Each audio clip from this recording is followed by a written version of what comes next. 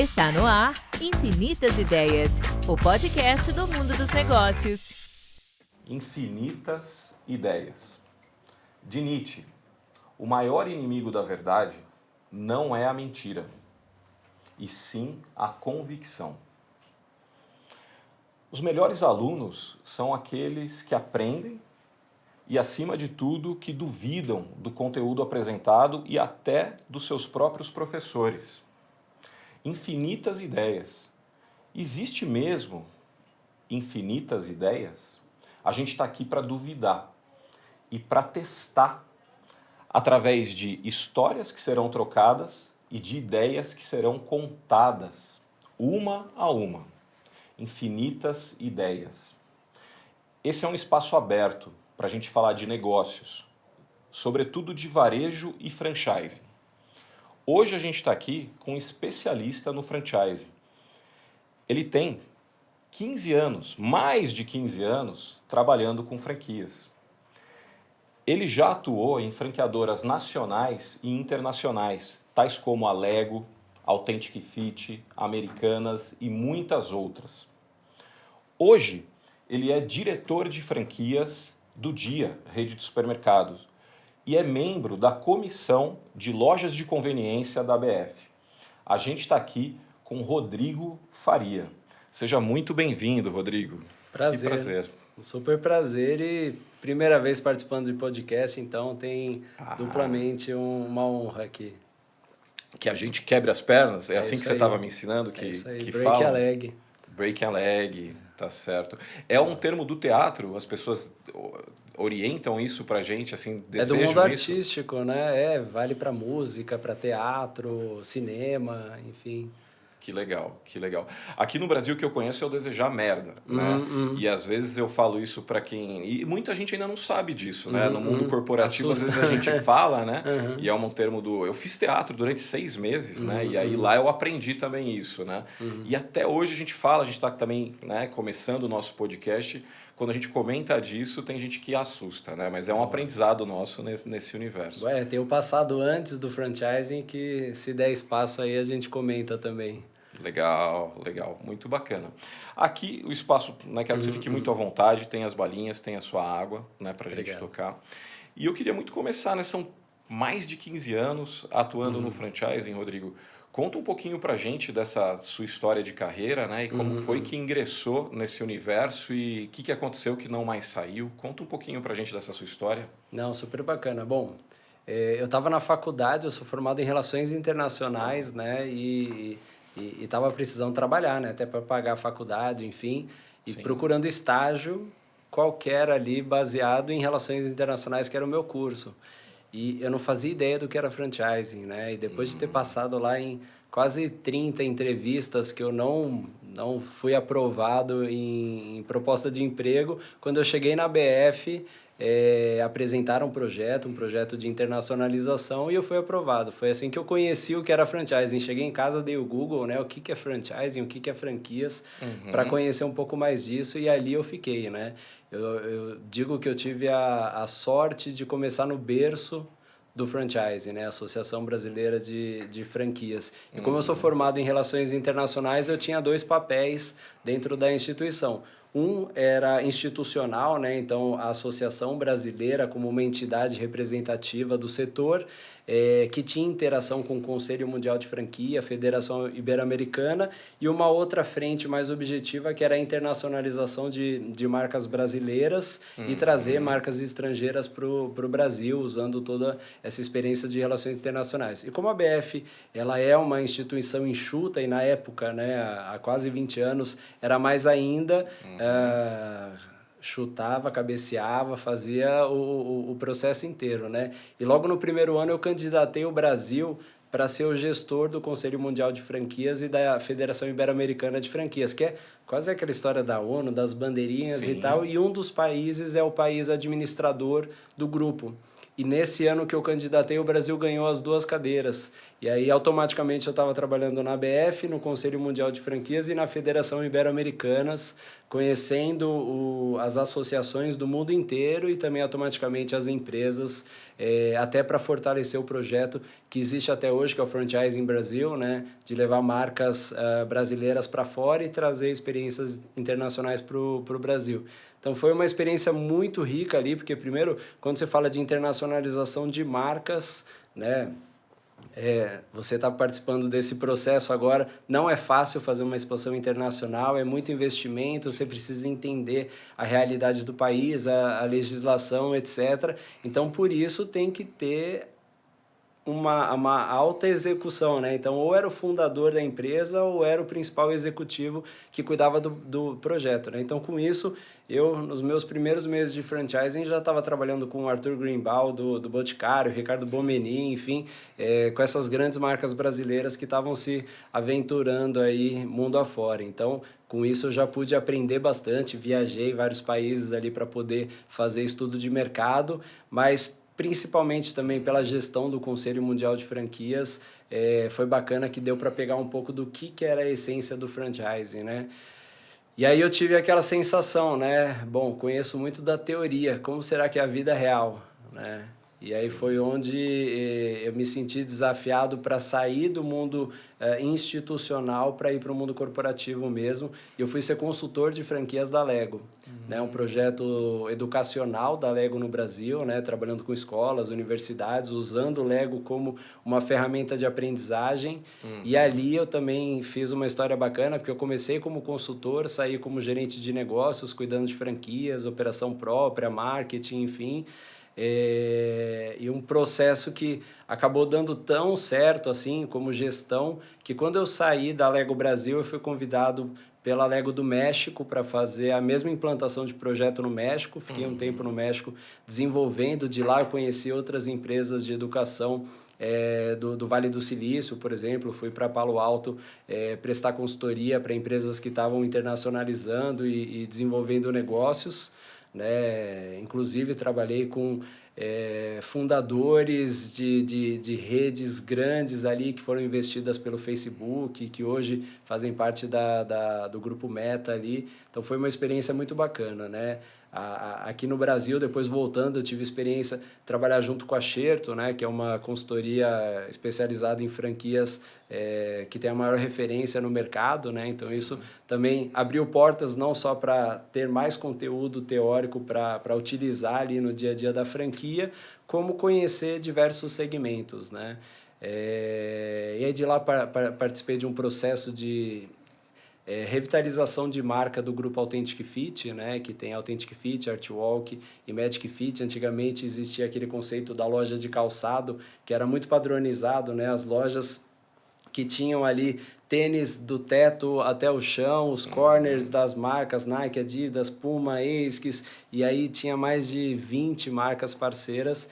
E a gente fez um processo muito bacana ali, 6 anos que eu fiquei na companhia, de criar um conceito de moda esportiva e não só a questão do tênis. Entrou roupa, enfim, virou uma empresa de moda e que ganhou o mercado, assim, teve, praticamente dobrou o faturamento da companhia nesses 6 anos, né? E aí um trabalho bem bacana com os franqueados de reciclar a própria rede, né? Franqueado que era muito bom, precisava ser fortalecido e por isso cresceu, né? A gente chegou a ter franqueado com 32 operações, com 25 operações, né? A gente tinha uma média ali de quase 4 lojas por franqueado, e o faturamento da companhia dobrou com praticamente o mesmo número de lojas, né? Embora tenha tido expansão, encerrava operações que não eram saudáveis ou que estavam no modelo antigo e trazia uma cara nova ali para ter um projeto muito mais otimizado do ponto de vista de faturamento. Bom, e trabalhei projeto de tecnologia, né, com Americanas, uma divisão da Americanas para delivery, e hoje estou num outro setor, né? Já fui de educação, já fui de moda, já fui institucional, enfim, e hoje eu estou no mercado de varejo alimentar, sim, que é altamente complexo, né? Margens duras ali, que é o trabalho que eu iniciei há pouco tempo com o Dia Brasil, num segmento super novo ali, mas bem interessante, super motivado aí. É muita história, hein, Rodrigo? Cara, quanta história. Deixa eu... lembrando da sua primeira atividade, já ingressou forte, né? Saindo das... Tentou emprego, mas o que conseguiu primeiro já foi algo grande, né? Que é cuidar da internacionalização da Associação Brasileira de Franquias. Há mais ou menos 20 anos atrás, você comenta. O franchising brasileiro, naquela época, quando você conseguiu colocar a gente ali com uma notoriedade, participando de reuniões globais, o Brasil já era forte em franquias naquela época, há 20 anos atrás? Pergunto, porque hoje né? Assim, pelo menos em quantidade de redes, né? A gente é um destaque. A gente, há um tempo atrás, eu sei que a gente estava no top 5. Como é que era, né? O Brasil já era forte desde aquela época, com franquias, começou a ser depois. O Brasil ele tem uma força pioneira ali no setor, né, de franquias, que a gente tem a primeira lei de franquias desde 1994. Tá. Né? Na época que eu estava fazendo esse trabalho institucional com as associações do mundo inteiro, eram poucos países que tinham uma legislação específica de franquias, né? Você tinha os Estados Unidos como uma referência, mas nos Estados Unidos cada estado tinha a sua variação de lei, então você tinha que entender não só pelo país, mas por estado. E aí você ia para a Europa, vários países europeus que não tinha muita referência de franquias, né? Você tinha o mercado chinês crescendo muito, mas que também trabalhava, as próprias associações eram associações de marcas, varejo e franquias, né? Não era tão específica porque não tinha desde uma legislação até uma experiência de cultura ali do que é ser franquia, né? A dizer que a própria feira de franquias do Brasil, né, que é a feira da BF de junho, né, normalmente acontece em junho, ela já brigou ali para ser a maior feira do mundo, né? Hoje, se eu não tiver desatualizado, ela fica brigando entre as 3 primeiras posições. A Feira da França é muito forte, a Feira do México, que é um país muito parecido com o Brasil ali de gestão, é muito forte, e a Feira do Brasil, né? Eu acho que hoje o Brasil ele deve estar entre a segunda e a terceira posição, porque a da França realmente é uma feira muito grande e o México entrou para brigar por esse espaço também, mas são poucos países ali que têm uma experiência de franquia que traz ali uma relevância cultural do entendimento do porquê ser franchising, né? Não, incrível. E ao que você acha que se deve assim o Brasil ter ficado tão grande nesse segmento? Você acha que foi característica dos brasileiros? O brasileiro, na sua opinião, tem assim uma questão de querer empreender mais do que querem as populações de outros países? Ou você acha que foi uma questão mais política, econômica? Ao que se deve, né, a gente ter ficado grande nisso, né? Porque realmente a gente é um destaque. A gente já era, como você falou, né, um dos únicos países da América Latina. O México, será que tem lei hoje? Eu acredito que evoluiu bastante. Eu não sei dizer se é uma lei específica ou se ele entra em artigos de uma legislação comercial. Tá. Mas eles estão bem estruturados, Bem né? A Associação Mexicana de Franquias é muito forte também. Eles seguiram um caminho, o próprio trabalho que o Brasil fez com a Federação Ibero-Americana de Franquias serviu de benchmarking para outros países, né? Então, hoje você pega toda a parte da América Latina, eles consomem muito daquilo que o Brasil mostrou como referência para esses países, né? Eu vi recentemente que o Brasil está voltando a participar da gestão, né, do Conselho Mundial. Então, isso é super legal, porque ele é rotativo, né? Os países vão se revezando, mas o Brasil tem uma importância muito grande, né? Para a Federação Ibero-Americana, o Brasil é líder ali, né? Na referência e na gestão. E quando vai para o âmbito mundial, ainda assim, quando pega outros países, como Estados Unidos, outros grandes ali, o Brasil ainda tem uma relevância muito grande. E ao que se deve, na sua opinião? É uma característica da nossa cultura, do nosso povo? É uma questão mais econômica, política? Teve algum momento que isso abriu? Como que você enxerga? Por que a gente se tornou grande nesse negócio de franchising? Vou colocar sobre meu ponto de vista. Assim. Primeiro, pegando o que eu entendo como franchising. Para mim, franchising é você somar as forças para fazer um trabalho mais consolidado, né? Então, eu gosto muito da frase de que o todo é sempre maior do que a soma das suas partes. Né? E franquia, para mim, é isso. É você ter o franqueado para contribuir na cadeia e que você consiga otimizar o trabalho que é papel da franqueadora, para o franqueado poder otimizar o trabalho dele e isso ser uma soma de esforços.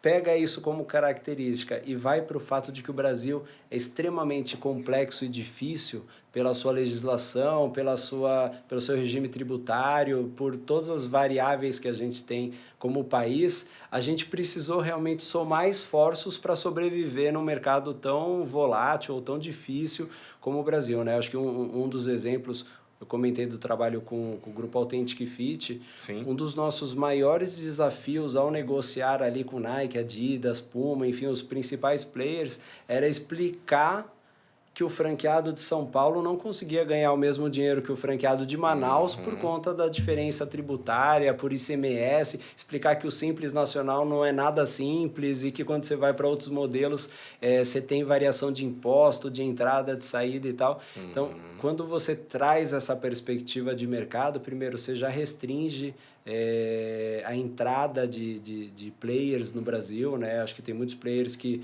ou buscam um parceiro brasileiro para entender o mercado e desenvolver, ou se aventuram e não dá muito certo, né? Acho que todo mundo conhece as histórias, né, de empresas que vieram, o KFC na primeira tentativa se deu muito mal, a própria Subway, o Walmart quando veio para o Brasil trazendo esqui, taco de beisebol, percebeu que tinha que se tropicalizar, né? Então acho que quando você entende que o Brasil é um mercado extremamente complexo, você precisa do franchising como uma forma de unir esforços, né? Isso tem a ver também com a própria questão de internacionalização, né?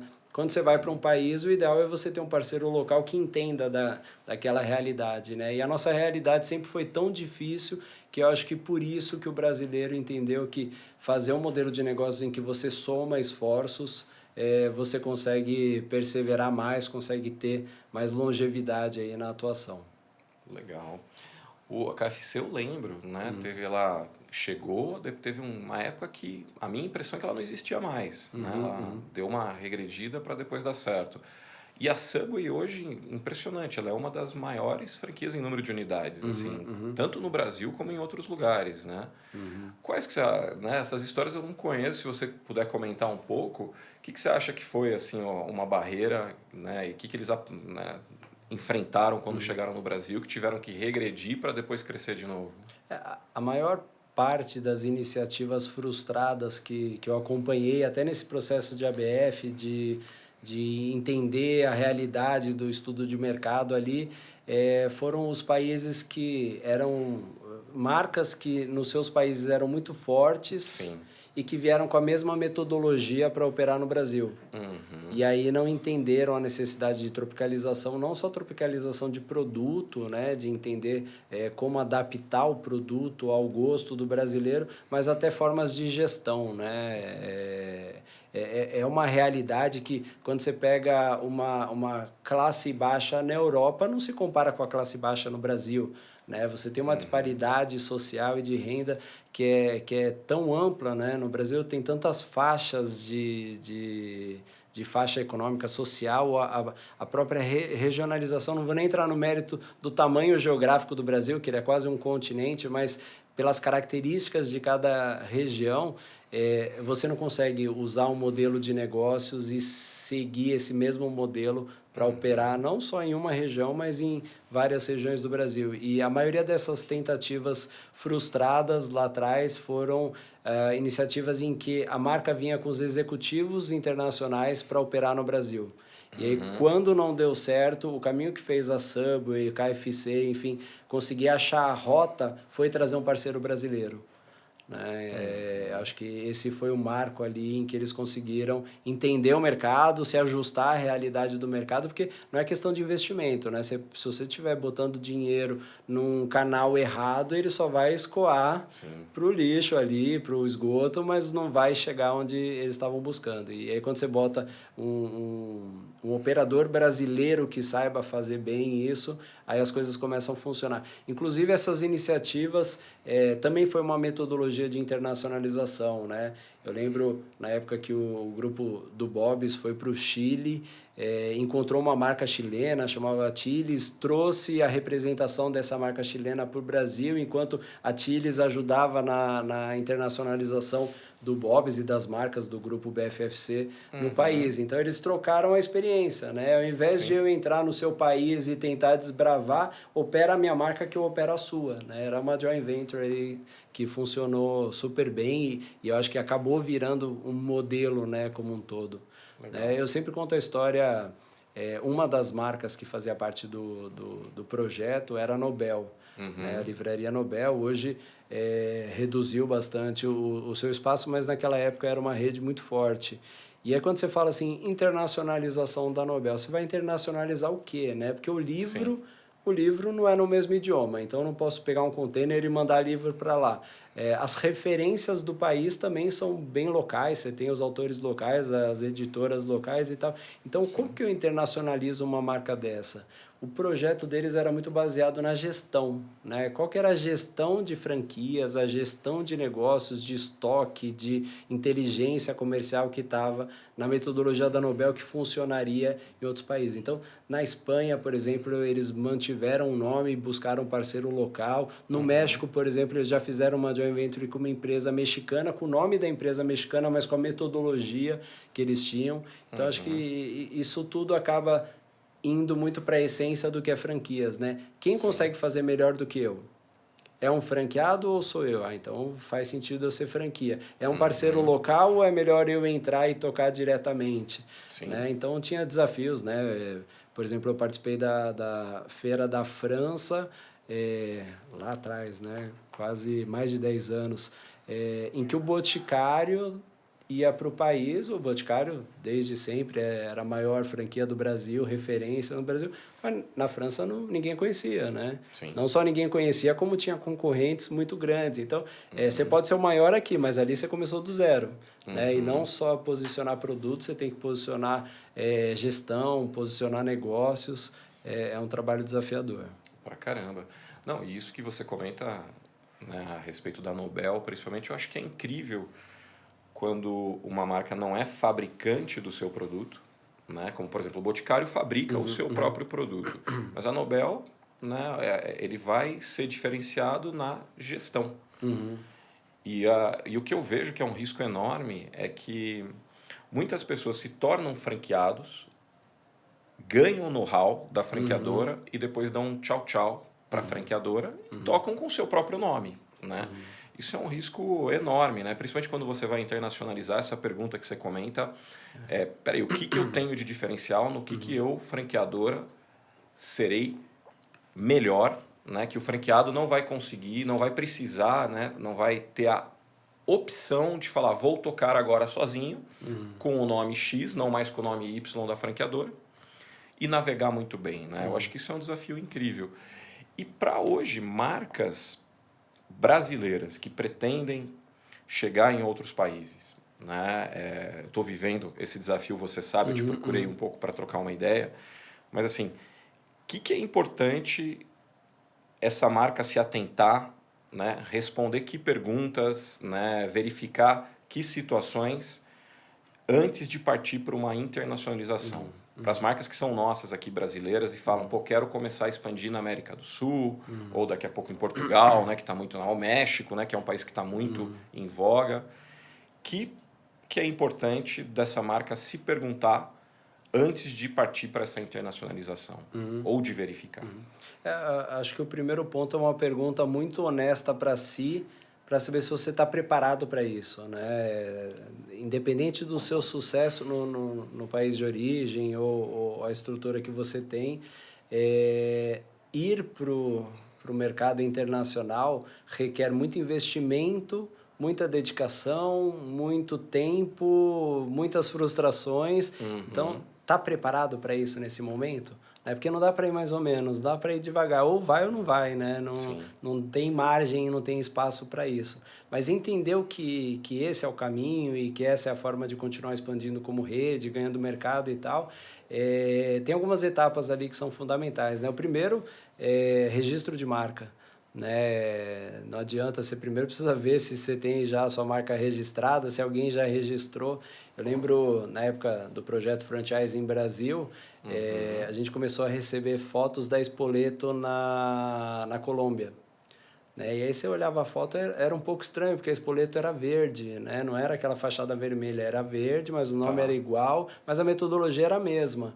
Né? E aí eu entrar em contato com o pessoal da Spoleto aqui para entender, não, esse projeto não é meu, é pirata, né? Virou, inclusive, uma briga judicial ali, porque claramente pegaram o modelo, registraram a marca e mudaram a cor só para falar que não era a mesma. O nome igual, a metodologia... Escrito da mesma forma? Exato. Ou usado, né? Exato. E você pega assim, a Spoleto, ela inovou com uma metodologia de serviço ali que na época não tinha um outro player que fazia dessa forma, que você montava ali na hora e o cara preparava. E eles copiaram exatamente todo o modelo, só mudaram a cor do vermelho para o verde. De resto, era exatamente igual. Isso virou uma discussão e tal. Mas isso dá muito trabalho. Desculpa te interromper. Imagina. Mas, cara, tem muita gente que trabalha de maneira pensada com essa estratégia de copiar. Né? A gente até fazendo esse parênteses, assim, e eu costumo chamar que é uma estratégia de administração, por vezes, ilegal e desleal.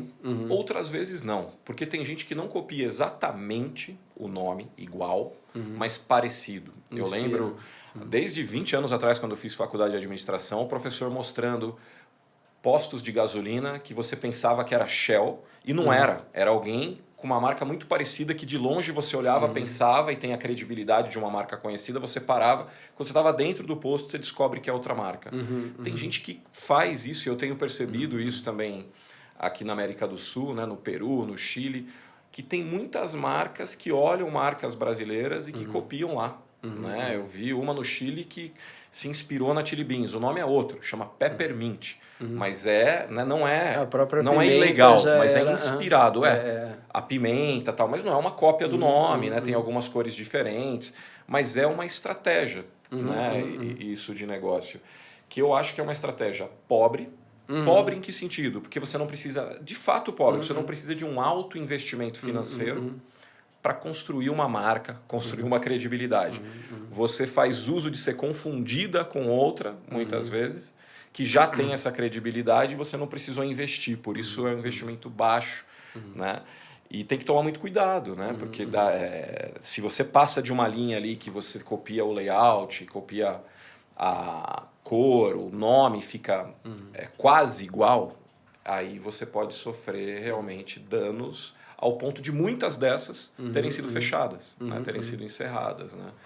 Eu acho que é uma estratégia muito pobre e perigosa. Né? É que tem o lado de que hoje qualquer um pode registrar uma marca que não esteja registrada. Então você vai em qualquer país e vai lá, se não tem o registro, você não precisa provar a propriedade ali para. Você teve uma ideia e falou assim: aqui na Colômbia eu sou Spoleto. Tem alguém na Colômbia que é Spoleto? Não, então você pode ser Spoleto. É por país. Então se o nome é igual lá, aqui no Brasil, e o cara põe o mesmo nome lá, isso talvez não dê um problema. Pode dar um problema porque você prova que o seu conceito é anterior àquele e que ele foi copiado, mas aí você vai para o imbróglio judicial ali que pode levar anos. Né? O próprio registro de marca em si, às vezes, dependendo do país, ele leva anos. Né? Então, por isso que eu comento assim, o primeiro passo é até países que você não pensa hoje em expandir, mas já deixa registrado, porque você garante ali, seja domínio de site, seja o registro da marca em si, porque é onde você vai trabalhar o seu branding e vai conectar com aquilo. Senão você vai ter que... também existe, né, infelizmente, oportunistas que vão lá e registram Fini no Peru. Aí você vai entrar no Peru, querer usar o domínio do Fini, você vai ter que achar esse cara e comprar dele o domínio. Né? Então, isso faz parte de prever o futuro. Né? Eu nem estou considerando ir para a África agora, mas se em algum dia fizer parte do plano, então é melhor eu já passar essa etapa e já registrar. Que é o primeiro passo a ser verificado na hora de internacionalizar. Do meu ponto de vista, sim, porque você já tira aquela barreira do tempo de processamento do Instituto de Propriedade Intelectual, né? Às vezes demora, você tem um protocolo, mas você ainda não tem a marca garantida ali como registrada sua. Então, esse tempo ele já é um ganho que você vai colher lá na frente, né? Sim. É uma vantagem, assim como você garantir que o branding é seu, né? A marca ali, ela está garantida como sua. Né? E, bom, aí você começa as outras etapas que Sim. são mais difíceis, né? Entender a legislação local, entender a característica local, entender se lá você deveria ter um parceiro local, né? Então, vou pegar como exemplo não sei como está hoje, mas na época que eu estava operando, a África do Sul, por exemplo, a China também é assim. Como ela tem muita política anti-apartheid que ainda existe no país, para você entrar com uma empresa na África do Sul, você deveria obrigatoriamente ter um sócio sul-africano.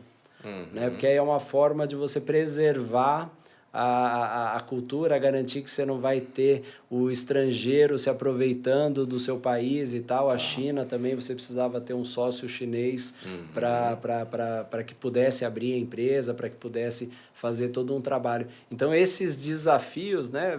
A gente já sabe que sociedade não é fácil, franquia não é fácil, outro país não é fácil, e ainda você tem esse tipo de barreira, é uma lição de casa gigante, né? Você tem que conhecer muito bem o país, quem é esse sócio, qual é o canal que você vai entrar, qual é o investimento, né? Então, pega o exemplo da China, eu estava fazendo uma articulação, inclusive com a Apex Brasil, que é a Agência de Promoção à Exportação e Investimento, que vivenda do camarão, por exemplo, uma das características é que eles têm os próprios viveiros ali para fazer a distribuição de um produto de qualidade que eles chancelam ali e que, como que eu faço na China? Eu desenvolvo lá, eu exporto, mas para eu exportar camarão para a China, além da logística, eu tenho a barreira alfandegária ali de entrada, que pode me cobrar mais imposto.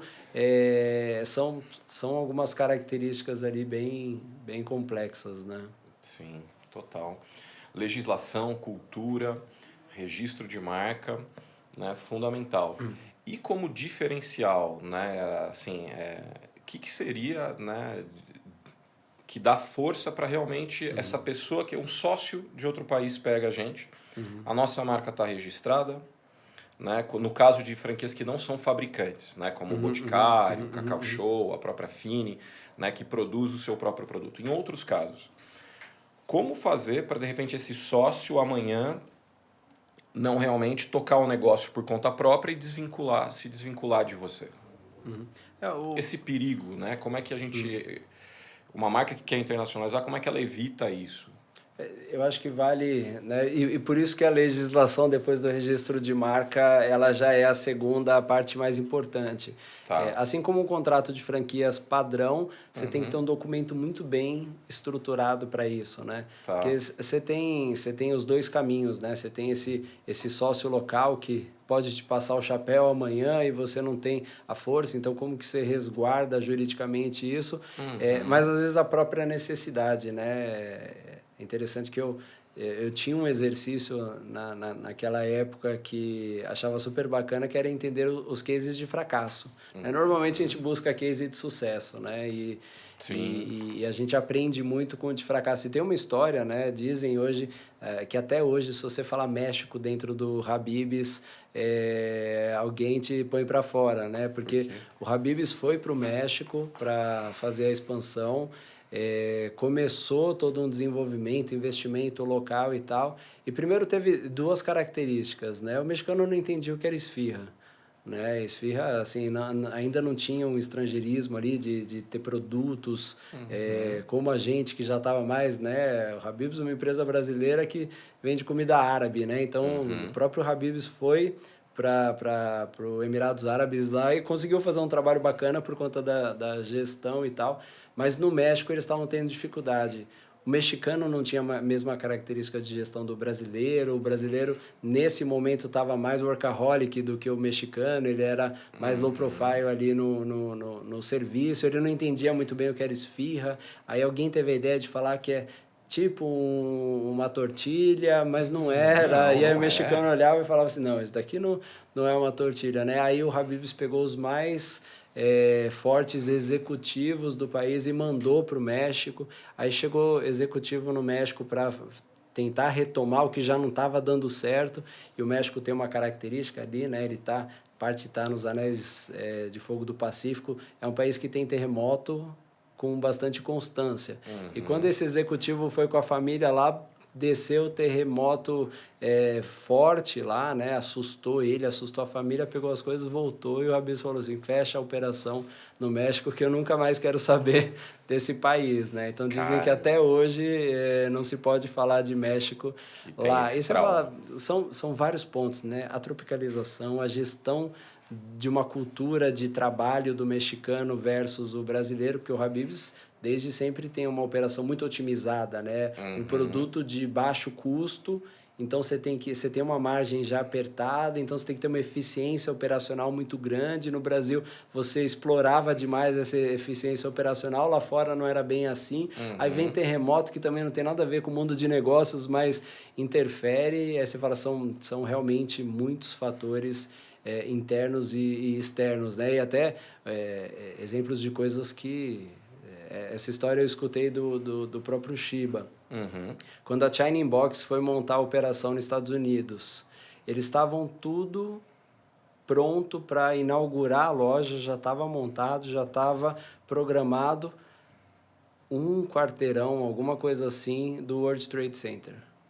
Putz. Quando eles estavam para inaugurar, as duas torres foram atacadas.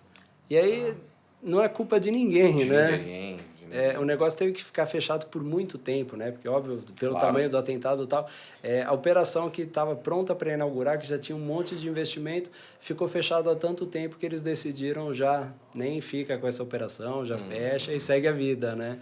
Mas você fala, como fatores externos também fazem parte de uma estratégia de negócios, né? Total. E quantas coisas não dão certo, né? Ou não dão certo em partes, depois com a persistência dão certo depois, né? Porque as histórias de sucesso da globalização, né, que é a realidade do mundo hoje, são incríveis, né? Então, a gente pega um McDonald's, que é a maior em faturamento, a gente pega uma de loja de conveniência, 7-Eleven, né, que também é gigante, né, em número de unidades, a própria Starbucks, né, que passou por vários momentos de perrengue, né, reestruturou, diminuiu, né, foi vendida, foi adquirida a administração por outros, e está aí, né?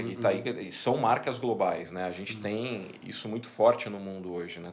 Tem os insucessos e teve gente que persistiu e conseguiu. Então, desculpa interromper, mas esse exemplo da Starbucks também foi uma história que me marcou bastante, né? Porque na época eu estava estudando cases internacionais e Starbucks entrando no mercado chinês. Né? Aí você pega mercado chinês, né? Ele era muito fechado, começou a abrir para capitalismo de uma forma geral, mas você tem um país que é anticapitalista, né? Que tinha uma cultura milenar do chá, não do café.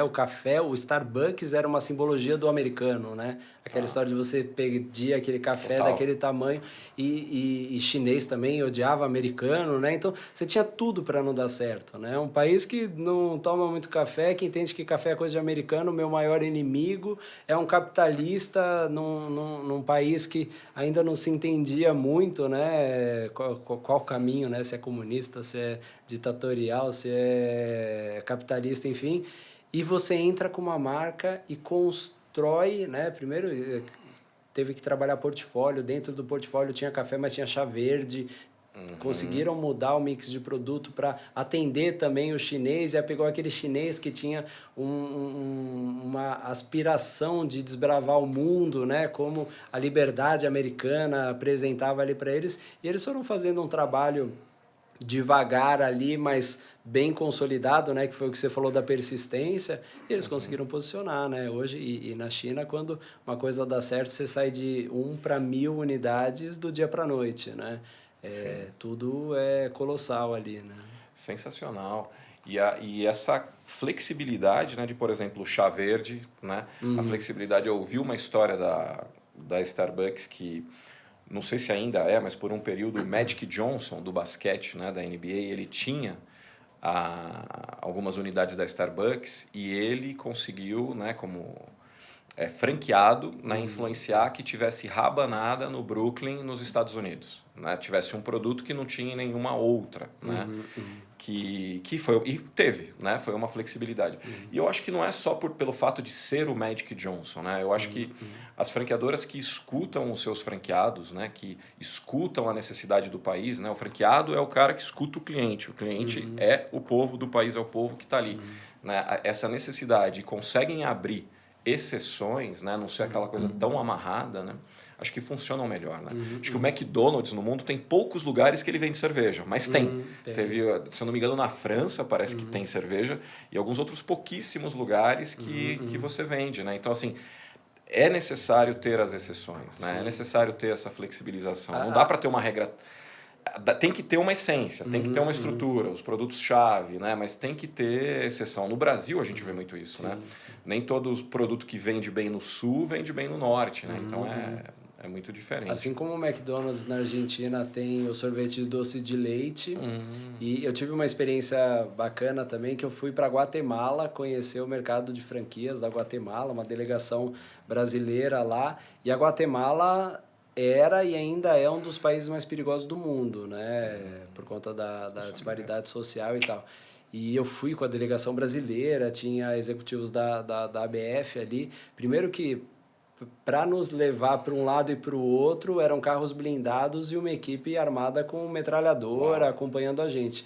Você ia andando de carro, cada restaurante que tinha no país tinha um segurança altamente armado na porta para preservar também a segurança dos clientes e tal. E eu me surpreendi ali pela qualidade de operações de varejo que existiam no país. Tinham shoppings maravilhosos lá. E quando a gente foi conhecer a operação do McDonald's, era uma operação que você estacionava o carro, no estacionamento já tinha alguém para abrir a porta para você. Na época, né, isso há mais de 10 anos, você fazia o pedido, tinha alguém que levava o pedido na mesa. Era um nível de serviço, né? Ao passo que nos Estados Unidos você tinha McDonald's na periferia, que na fila você encontrava morador de rua pedindo moeda para poder já comprar. McDonald's na Guatemala você tinha um nível de serviço totalmente diferenciado e que era qualificado, né? Ali o McDonald's era o luxo, né? Para quem estava na Guatemala. A Guatemala tem uma operação tão forte, né? A Master franqueada faleceu recentemente, mas até então o McDonald's vendeu toda a América Latina para Arcos Dourados, né? Que é quem opera aqui no Brasil, mas na Guatemala preservou a Master franqueada, né? Então você vê como a clusterização ela vai para um país tão inesperado quanto uma Guatemala, né? Uau! Desafiador. É você entender que franquia é padrão, todo mundo sabe disso. Sim. Mas que também faz parte do padrão você entender que piloto é importante, que exceção é importante, tropicalização é importante. Vide a história do próprio Big Mac, né? Que foi sugerida por franqueado, foi testada com franqueado e hoje vira um indexador de moeda internacional, né? Então, acho que são os cases aí de sucesso de quem entendeu que você não pode levar padrão à risca, né? Você pode entender que padrão também é flexibilizar. Sim. Não, total. Cara, eu queria mudar um pouquinho de canal da internacionalização para a sua experiência da Lego. Quando você me contou, me chamou muito a atenção. E, inclusive na função, né? Que para mim, né, nós já participamos, ajudamos a Xerto, né, em alguns momentos, contribuímos um pouquinho lá com cursos de consultor de campo, né? E você também foi consultor de campo, então. Foi.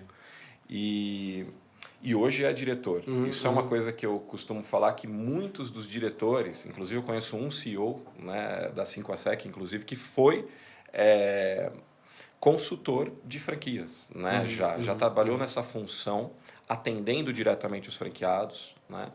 E cresceu ao ponto de se tornar diretor. Eu conheço muitos, né, que são diretores ou hoje donos de negócio ou até viraram franqueados, né, porque foram contagiados, né? Eu queria duas coisas assim, que você contasse para a gente. Primeiro, qual era o core da Lego? Como era essa história da Lego, né? Com franchise? Qual era o core? Qual era a maneira de fazer negócio?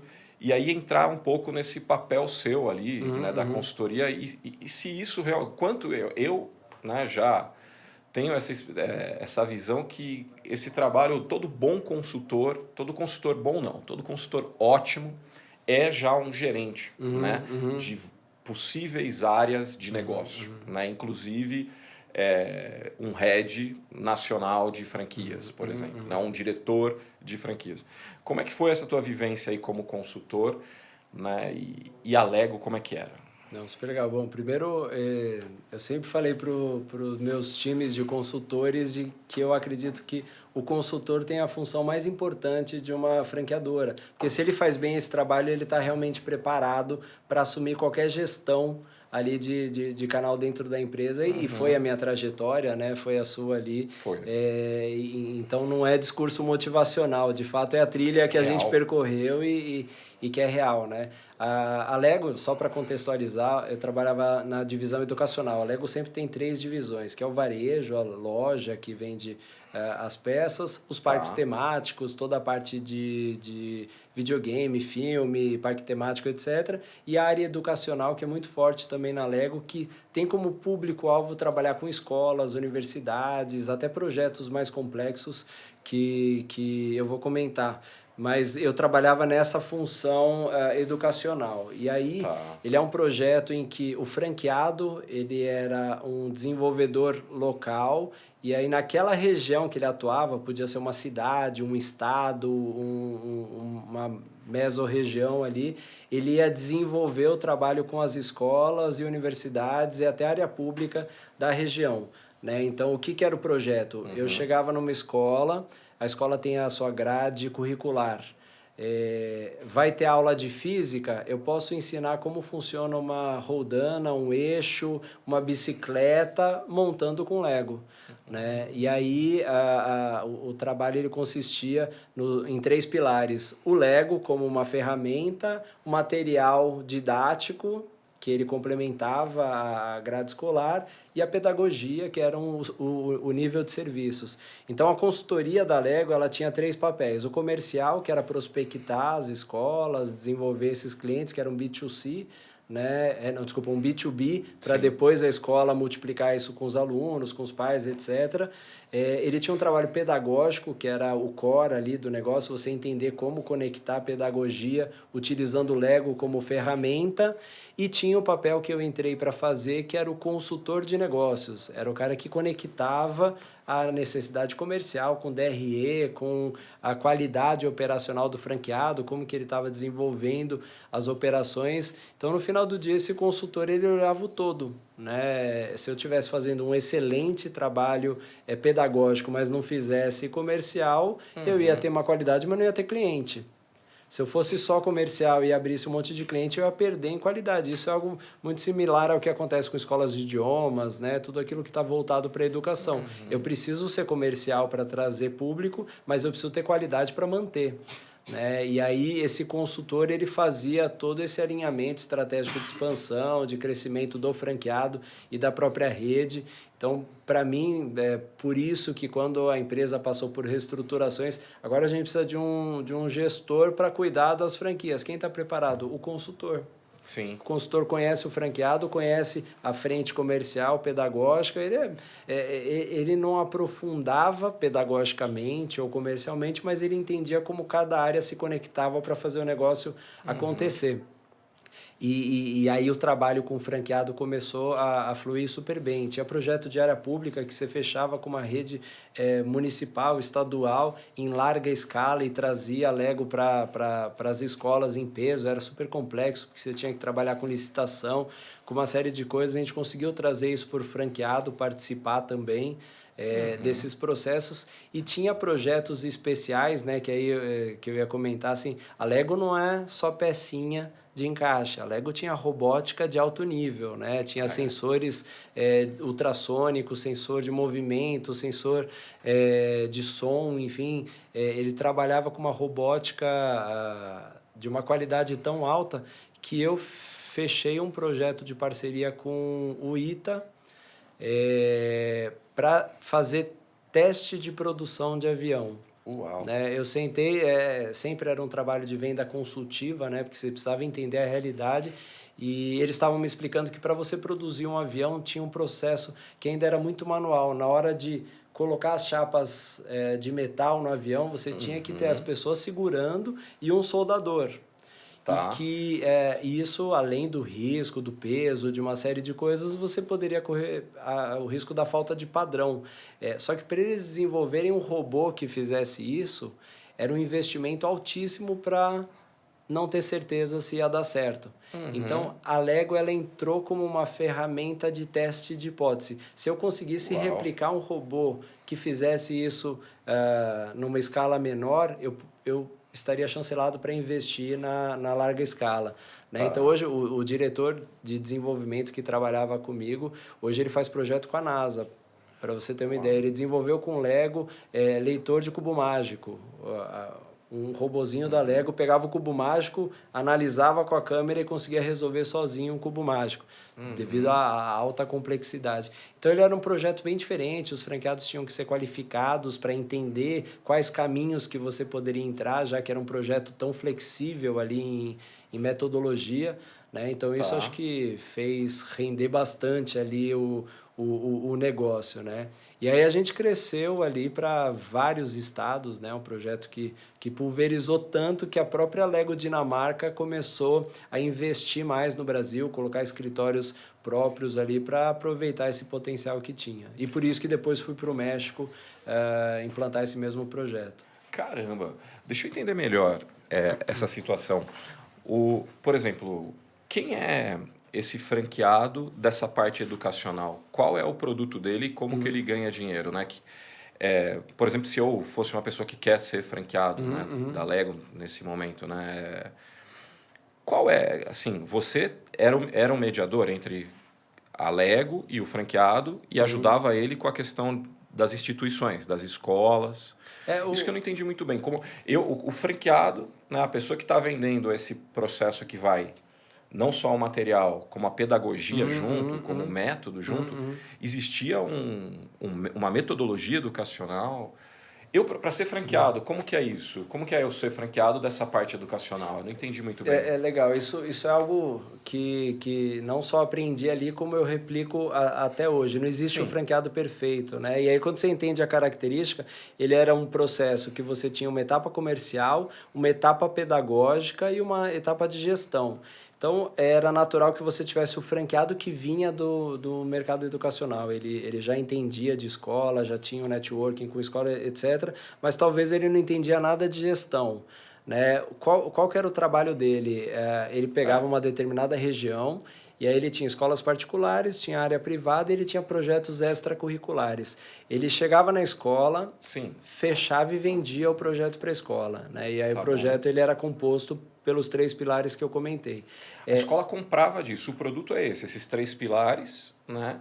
E isso era vendido, ele ganhava dinheiro vendendo isso para escolas particulares, para instituições de Exato, e o interessante é que ele não vendia o kit, ele vendia o projeto. Né? Então, não era só vender o Lego físico, ele tinha a entrega do kit, mais uma prestação de serviço pedagógica, que era capacitar os professores da escola de como utilizar a Lego para dar as aulas. Então, esse franqueado tinha que ter um perfil especial, ele tinha que ter essa capacidade. Mas aí esse é o ponto, né? Porque se eu tenho 3 características que são super distintas, e eu acho que é uma realidade que você tem em qualquer área de especialidade, né? Uma clínica odontológica, uma escola de idiomas. Você pode ter o cara que é técnico daquilo que é core, e aí ele vai ter a deficiência de gestão ou comercial em muitas vezes, e o ponto de vista que a gente partiu ali, que é o que eu comento que eu levo até hoje, eu não vou ter o cara perfeito que atenda aos 3 pilares. Então, eu preciso reconhecer claramente qual que é a fortaleza dele para a gente trabalhar nas demais. Então, o cara ele tinha um perfil educacional, pedagógico, que era a essência da prestação de serviços, ele precisava ter uma equipe comercial e uma equipe de gestão que desse o suporte para ele nas outras frentes. Não, era um investidor, o cara achou interessante, ele entende muito de gestão, de comercial, etc., mas ele não entende nada de pedagogia. Então ele precisa contratar um coordenador, um gerente pedagógico que entenda bem do core ali para ele poder replicar. Então o desapego de você não criar aquele desenho, né, de sala que você bota o franqueado ideal é isso, e você nunca vai achar esse cara, esse desapego proporcionou uma expansão muito eficiente, porque eu reconhecia qual que era a característica do franqueado e já estabelecia como plano de ação o que ele precisava ter para ser completo. Né? Então, se ele era um investidor, ele precisava ter um braço direito pedagógico. Se ele era pedagógico, ele precisava ter comercial e gestão. Sim. Ainda existe? Vocês têm informação se isso continua? Hoje ainda existe esse trabalho? Esse projeto, ele existe, né? A estrutura ela existe, mas ele ampliou e aí você tem várias empresas que inclusive compram da própria Lego para entrar com as suas próprias metodologias, né? Então, inclusive eu tenho ex-franqueado, né? Que hoje tem um trabalho até maior do que ele tinha quando ele estava só com o projeto da Lego, né? Ele continua comprando o produto Lego, mas ele entra com uma proposta pedagógica dele ali, ele entra com um serviço e amplia. Mas isso também muito por conta da estratégia, né? A Lego entrou no Brasil para despulverizar e poder trabalhar Sistema S, né? SESI, Senai, área pública, o próprio varejo, enfim. E aí proporcionou a possibilidade de você ter outros players ali trabalhando esse projeto. Porque, por um lado, ele atendia um escopo educacional, mas, por outro, a Lego é uma indústria. Né? E, como indústria, ela não vive só de pedagogia de serviço, ela precisa vender mais produto. Sim. E aí ela pulverizou isso para poder atender mais o mercado.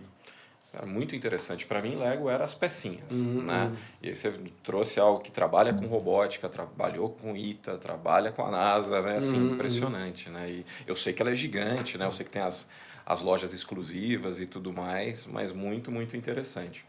Rodrigo, tem tanta coisa que eu queria falar com você que desde já eu queria já deixar aqui, né, aberto publicamente, né, o convite para você voltar também aqui com a gente. Será um prazer. Porque eu queria falar de lojas de conveniência, eu queria falar de várias coisas, mas eu não posso deixar de te perguntar desse seu momento atual, né, como diretor aí do Dia. Eu também, né, nós temos muitas coisas em comum, né? Eu fui consultor de franquias, né, no Boticário. Hoje sou responsável, tenho uma função de diretoria de franquias dentro da Fini. A gente tem histórias, né, parecidas, né, de terem sido consultores, diretores, e eu também passei pelo Dia, né? Trabalhando com franquias durante poucos anos, ali 3 anos e pouco, né? Também passei pelo Dia e hoje você assumiu a direção ali das franquias, né? Queria te perguntar assim, quais os maiores desafios, né? O Dia para mim é surpreendente, assim, porque ele já, né, esteve ali entre as 50, de 3 mil franquias, redes que a gente tem no Brasil. O Dia já esteve ali no ranking das 50 maiores, né? Então é muita coisa. Então são franqueados que têm o supermercado e historicamente, né, eu pude ver isso, viver isso, que não é só um investidor que começou um mercado novo. Muitas vezes era um conversor, um cara que tinha o mercado do Zé e que migrava a bandeira para Dia para ganhar um pouco de know-how, para ganhar força de marca e fazer o seu negócio ficar mais rentável, mais lucrativo. Né? Então ali teria muita história, mas assim, eu queria muito abrir aqui para você contar assim, hoje, né, qual é, né, como diretor ali dessa rede de supermercados, que é grande ainda, né, são aproximadamente 200 unidades hoje que tem franquias? Só de franquia, né? Só no de total é 670 unidades. Contando com as próprias. Isso. Franquias ainda está entre as 30 maiores franquias do Brasil, né? Sensacional. E só com franqueados, aproximadamente quantas unidades? São 260 unidades. 260 unidades. É bastante, né? É bastante unidade. Hoje, assumindo essa rede, quais são os maiores desafios ali no caminho ali do franchising do Dia, no momento? Não, legal. Eu acho que a minha maior contribuição, né, eu falo isso muito lá internamente, é trabalhar justamente a cultura e qual é a fortaleza de você ser uma franquia. Né? Porque é um setor super complexo, super difícil ali por conta da concorrência, da margem apertada, da negociação com indústria, etc. Mas o Dia não só foi a primeira rede de supermercados a ser uma franquia, como ficou nesse status até muito recente, né? Isso, por um lado, traz uma oportunidade, mas, por outro, também traz uma necessidade de desenvolver aquilo que é ser franquia, né? Fortalecer mais a relação com o franqueado, ter uma aproximação mais produtiva ali na operação da ponta e no desenvolvimento do negócio que está por trás ali do papel da franqueadora. E na minha carreira, assim, eu fui desafiado em alguns momentos que é você ir para segmentos que você nunca atuou, né? Então, é interessante, quando eu entrei na Authentic Fit, eu nunca tinha feito negociação com shopping center ou trabalhado na dinâmica de uma loja de varejo e tal. Só que no final do dia, né, eu comentei no início, eu sou formado em Relações Internacionais, depois eu fiz uma pós em Negociações Econômicas e um MBA em Gestão de Negócios, né? E isso, academicamente, me deu uma estrutura, e eu acho que somado ao fato de ter sido consultor, né, até no último curso eu comentei assim, para mim consultor não é um cargo, é uma competência. Né? E você não deixa de ser consultor nunca, né? Eu sou eternamente um consultor. Isso faz com que eu entenda essa relação de negócio. Todo negócio, não importa se é esfirra, se é perfume, se é supermercado, se é educação, ele depende de gestão de pessoas, de gestão de processos, de canais de venda, etc. E aí, quando você olha, voltando ali, né? Quando você olha para o Dia, ele é uma empresa que está há muito tempo no mercado, né? Que fez um trabalho de ganhar mercado no Brasil, né? Principalmente São Paulo, que é onde está a maior parte da concentração, e que se formou dentro de uma característica supermercadista, né? E isso o Dia já sabe fazer, né? Então, qual é a minha contribuição? Minha contribuição não é olhar o core business do negócio e falar assim, a verdura não tem que estar aqui, tem que estar ali. A padaria não é assim, é assado. Não sou eu que vou trazer esse conhecimento. O conhecimento que eu espero contribuir para a companhia é justamente no sentido de, se a gente escolheu ser franquia, como eu faço o franqueado operar melhor do que eu mesmo, né, em operação própria, e como eu dou suporte para esse franqueado fazer o trabalho dele na ponta com mais qualidade. E aí você começa a mexer na cultura da empresa, né? Porque acho que esse é um desafio de empresas, né? E eu vivenciei nesses últimos anos empresas que tinham uma cultura de indústria e foi para o varejo, que tinha uma característica muito forte de operação própria e decidiu ser franquia, né? Então pega case da Havaianas, pega case de setores ali que você já era muito forte quando a franquia começou sendo o patinho feio ali, iniciando um trabalho muito pequeno de ganhar mercado, mas aí você tem que conscientizar a companhia inteira de que o franqueado ele é muito importante para fazer a qualificação, a expansão, o desenvolvimento de canal, etc. Então, no final do dia, a receita do bolo ali que eu fui aprendendo desde a BF, Lego, Authentic Fit, Americanas, você multiplica para lá, né? Então, eu tô há quase 6 meses, né? Super pouco tempo, mas já temos feito algumas melhorias ali interessantes, né? Para aproximar a rede de franqueados, para começar a questionar o modelo de negócios para proporcionar o crescimento, a evolução da rede como um todo, né? Excelente. Rodrigo, demais, né? É o que eu falei, você precisa voltar, né? Porque eu queria falar mais de Authentic Fit, mais de consultoria, tem uma série de perguntas que eu gostaria de fazer para você. E a gente, hoje, né, estamos aqui cumprindo o nosso horário, nossa missão, e eu não posso deixar de finalizar, né, de uma maneira que o Infinitas Ideias gosta muito, que é fazendo uma pergunta final e colocando um desafio para a gente também. Mas antes desse desafio, eu vou pedir até um pouquinho de água para a gente ser abastecido aqui. O seu copo, eu não sei como é que tá, mas pode abastecer um pouco de água aqui para a gente, por favor. Agora que a gente está aqui iniciando o fim, né, desse momento nosso, desse bate-papo tão legal, queria fazer uma última pergunta para você. Se eu pudesse te presentear agora com uma máquina do tempo, fosse possível viajar no tempo, e você pode escolher para onde ir, para passear durante uma semana e olhar de perto o que você quiser na nossa linha do tempo. Você pode ir para o futuro, você pode ir para o passado. A única coisa que você não pode é mudar as coisas. Você não vai ter poderes de mudar nada, nem na sua vida, nem no mundo. Mas você vai poder passear e olhar. Para onde você escolheria ir? Para o passado ou para o futuro, Rodrigo? Eu iria para o passado.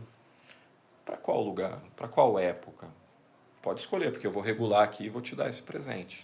Boa. Eu iria para um pouco antes de eu cair na BF, né? Porque a BF para mim virou e direcionou minha carreira para franchising e tal, mas já fiz muita coisa, né? Já fui garçom, já lavei prato, já fiz manutenção de academia, enfim, então isso tudo já fiz aula de dança, já fui professor de tango, já fiz algumas coisas bem estranhas antes de cair no mundo corporativo, né? E você gostaria de ir para lá por quê? Para se ver novamente fazendo aquelas coisas? Eu me analisaria naquele momento ali, né? Porque naquele momento eu não tinha ideia do potencial que poderia existir, não só para mim ali, mas até para minha contribuição para a sociedade do franchising, para o mundo corporativo, que seja, né? Então, naquele momento, parece que você sobrevivia a uma realidade, arrumava uns bicos para fazer, caía em lugares totalmente inusitados ali, mas numa perspectiva local ali, né, de presença. Tava lavando prato, tava carregando bandeja, tava limpando banheiro de academia. E aí quando você olha para esse momento, qual que foi o estalo que fez cair na BF e construir uma história, né? Legal. Você iria para lá dar uma espiada nisso? Eu ia dar uma olhada no... Tá bom. O que formou, né? Porque eu gosto muito daquele filme Quem Quer Ser um Milionário, né? Uhum. E aí é o show do milhão lá e tal...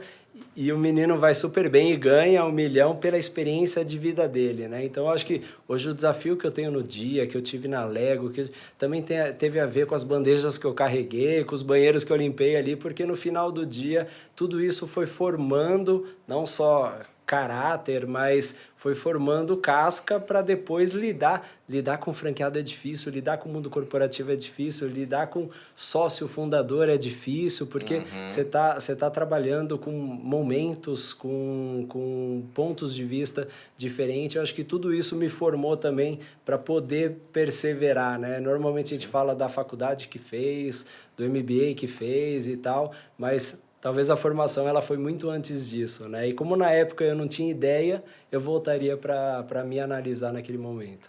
Tá ótimo. Muito obrigado. Foi um prazer. Vamos para o nosso desafio, tá? Que eu quero propor para você. Eu achei que o desafio já era o outro, porque foi uma pergunta difícil. O desafio ele tá aqui, nessa tigelinha. Essa aqui é a bala de pimenta da Fini, né? Deixa eu até pegar uma aqui para te mostrar. Ela tem um formato de pimenta, tá? Por isso que eu até abasteci nossas canecas com água.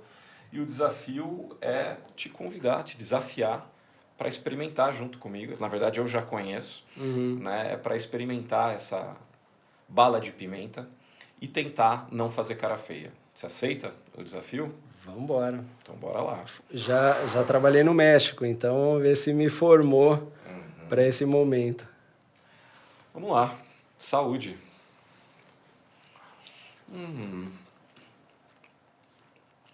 E se tiver tudo bem? Tudo bem? Sente um pouco da pimenta. Você gosta de pimenta, Rodrigo? Eu tenho bastante resistência para pimenta em pó e tal, mas molho de pimenta já me pega. Para você, nível de força que você está sentindo aí? Fraco, médio ou forte? Pro seu é paladar. Forte. É forte?